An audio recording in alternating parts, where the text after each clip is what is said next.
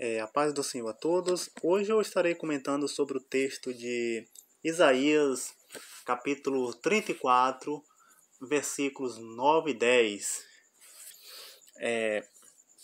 Para dar início, eu gostaria de falar de outro texto o qual nós utilizamos para defender a ideia de um tormento eterno dos ímpios. E um desses textos seria, neste caso, o texto de Apocalipse 14, versículo 9 e 10. Eu vou ler o 9, 10 e 11, mas eu lerei apenas o capítulo 10 e o 11.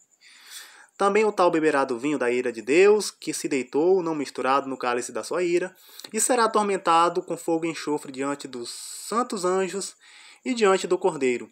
E o fumo, a fumaça do seu tormento sobe para todo sempre, e não tem repouso nem de dia nem de noite, os que adoram a besta e a sua imagem, e aquele que recebeu o sinal do seu nome. Nós interpretamos o texto do jeito que ele está, que realmente serão atormentados para sempre.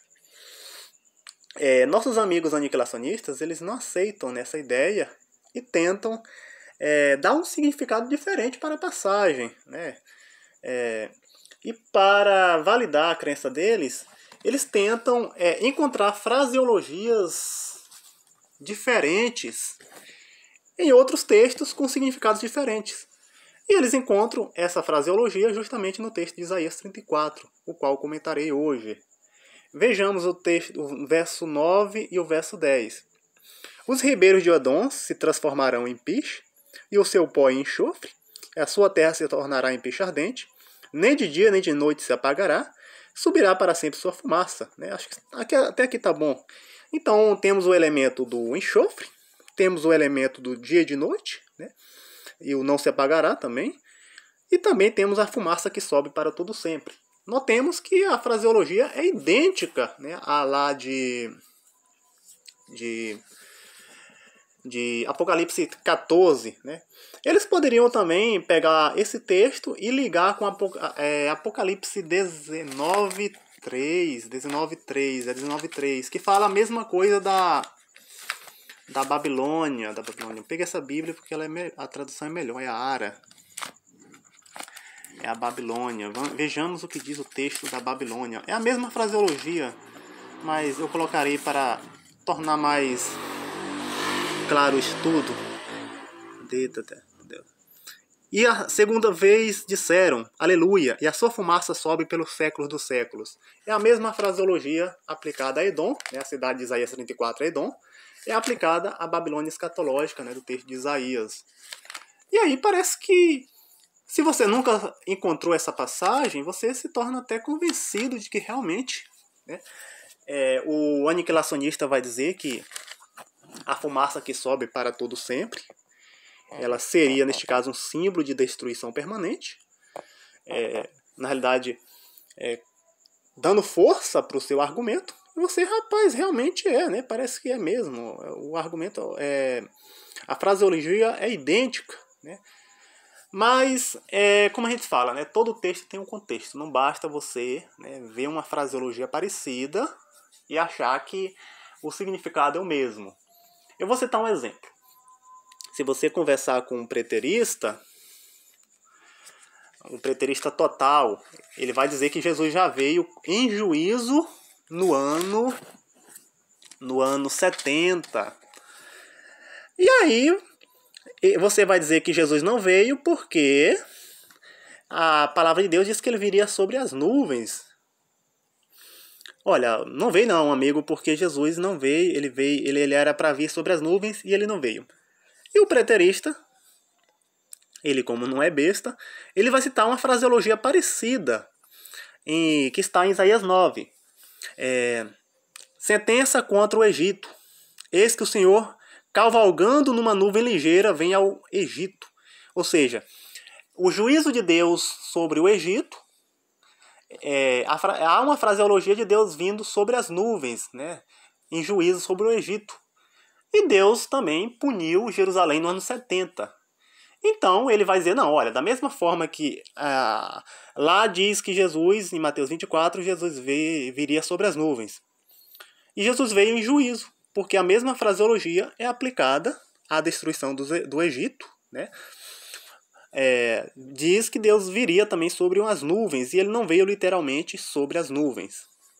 Só que assim, o contexto geral, principalmente Atos 1, vai dizer que o anjo, né, vai dizer que da mesma forma que Jesus subiu, ele iria descer. Então, embora a fraseologia seja parecida, né, o contexto geral não favorece a interpretação preterista. Então vemos que são fraseologias parecidas, mas contexto diferente.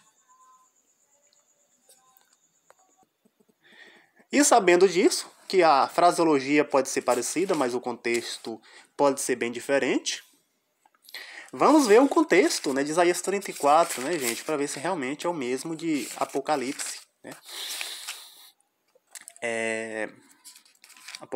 Vamos lá. Vamos ler primeiramente o verso 3. Os seus mortos serão lançados fora. A Bíblia que não está muito bom para ler. Acho que agora já deu. Dos seus cadáveres subirá mau cheiro. E o sangue deles, os montes se inundarão. Do sangue dele, os montes se inundarão. Então, o texto mostra montes se inundando de sangue. Né? Isso é o que a gente chama de hipérbole. É uma figura de linguagem baseada no exagero. É igual quando você fala, eu chorei rios de lágrima, eu morri de rir, eu estou morto de fome. Isso se chama hipérbole. Vejamos o verso 7. Né? Os bois selvagens cairão com eles, e os novilhos com os touros, e a sua terra embriagará de sangue, e o seu pó se tornará fértil com a gordura. Novamente a hipérbole. Hipérbole, uma figura de linguagem baseada no exagero. Né? Vejamos o 9. Os ribeiros de Edom se tornarão em piche, e o seu pó em enxofre. E a sua terra se tornará em piche ardente. Os rios de Edom se transformando em piche. Em piche. A gente vê que aí é todo um contexto hiperbólico. Né? Os montes se inundando com sangue, né? A terra ficando fértil com gordura, e a terra se embebedando de sangue. E tudo isso é uma hipérbole, uma figura de linguagem baseada no exagero. E como sabemos que também o verso 10, esteja no mesmo sentido dos demais versos, pelo verso 11, mas o pelicano e o ouriço a possuirão. O bufo e o corvo habitarão nela. Estender-se-á sobre ela o cordel. Deixa eu ver. De destruição, e o prumo de ruína. Né? Aí mostra avestruzes, mostra as feras do deserto. Ou seja, no verso 11 já mostra animais morando nela. No verso 10 mostra a fumaça para sempre subindo. E no verso 11 mostra animais morando nela. Os versos anteriores mostram um monte de hipérbole. Então todo o contexto é hiperbólico. Simples assim. Sabendo que todo o contexto é hiperbólico, né? Acho que a gente agora poderemos ver, né, se Apocalipse 14, né, é uma hipérbole também. Deixa eu ver. Só retomando a questão da Babilônia, em qual a mesma fraseologia também é aplicada. A Babilônia também, a mesma fraseologia de animais morando em Edom, também é encontrada na Babilônia, no capítulo 18. É aqui, ó. Caiu grande Babilônia, e se tornou morada de demônios, coviu toda espécie de espírito imundo, e esconderijo de todo gênero de ave imunda e detestável. Então, mostra animais também morando nela. Então, todo o contexto também é hiperbólico, né, quando se trata do verso 19, do capítulo 19, versículo 3. Agora vejamos se o texto, né, de Apocalipse que fala do lago de fogo seja também uma hipérbole. Para a gente entender, a gente vai ver o contexto geral, né? Igual fazemos com a questão de Jesus vindo sobre as nuvens, né? O qual eu disse que não tem condição de ser interpretado à luz de Isaías 19, porque o próprio anjo disse que da mesma forma que Jesus subiu, ele desceria. O capítulo 19, ele vai dizer o seguinte, olha que legal. Mas a besta foi aprisionada, e com ela o falso profeta, que com os sinais feitos diante dela seduziu aqueles que receberam a marca da besta e eram adoradores da sua imagem. Os dois foram lançados vivos dentro do lago de fogo que arde com enxofre. Então, a besta ela foi lançada no lago de fogo, sendo redundante. Agora vejamos o verso 9, verso 10. 1000 anos depois, gente. 1000 anos depois, né, dela ser lançada do Lago de Fogo. Vamos ver o que tem no verso 10. Verso 10 do 20. O diabo sedutor deles foi lançado para dentro do Lago de Fogo e enxofre, onde já se encontram não só a besta, como falsos profetas, serão atormentados de dia e de noite pelos séculos dos séculos. Então a besta é lançada antes do milênio e 1000 anos depois estará sendo atormentada. Então não é um contexto hiperbólico. Diferentemente de Isaías 34, o qual o verso 10 mostra a fumaça dela subindo para todo sempre, e no verso 11 mostra animais morando, além de todo o contexto ser hiperbólico. Outra prova também que o contexto do sofrimento dos ímpios não é hiperbólico, porque o castigo dos ímpios é colocado em paralelo com a vida eterna. Mateus 25, 46.